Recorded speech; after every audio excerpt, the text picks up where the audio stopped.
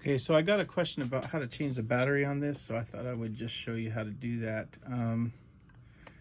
Basically, yeah, you're going to want to take the lid off, and you're going to want to take this switch off. So you'll need some little pliers or something to get to taking that off. If you have needle nose pliers, that's probably best, but if not, you know, anything will work. This will work, you know, but have to just be careful not to scratch the case, because it's kind of, the paint's kind of fragile on the cases. But yeah, then you just kind of get this switch out, like kind of out of your way like this, and that gives you access to the battery. Now the battery, it has some double-sided tape on it, like, you know, like this stuff here that is holding it down pretty hard, and that's just so it doesn't shake around in there. But yeah, you can just give it a pull, or you can even use the pliers to pull on it, you know. I'll get some pliers, or you can just use your fingers.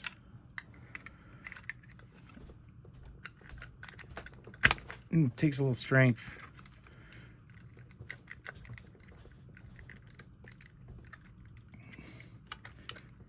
There we go.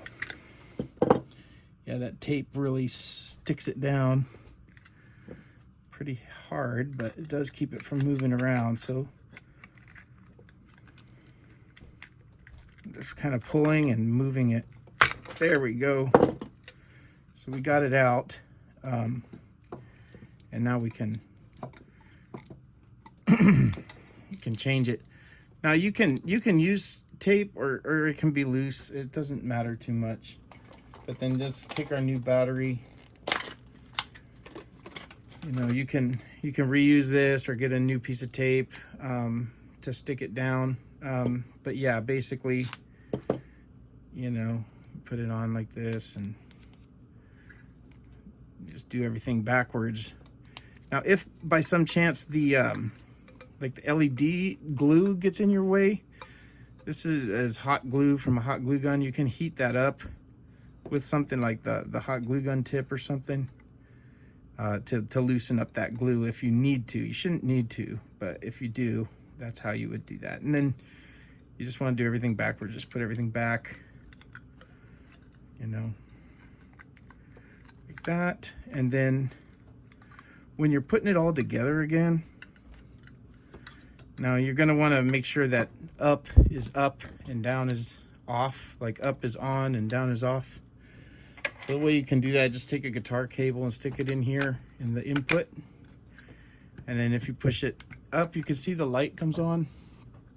So then you know which way is on and which way is off. So right now it's off, you see.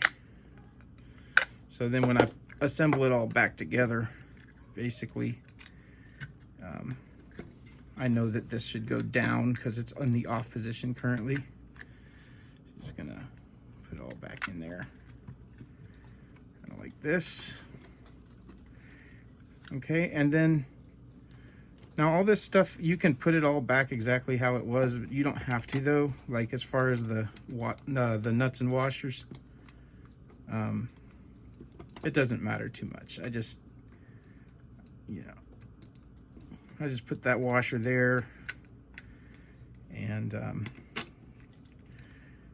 you know, some of these would have like a washer here and then a nut here, kind of thing. And it doesn't have to be too tight when you tighten it back, just snug. But what I try to do personally is go as tight as I can without scratching the box. So I just, you know, give it a good little tug.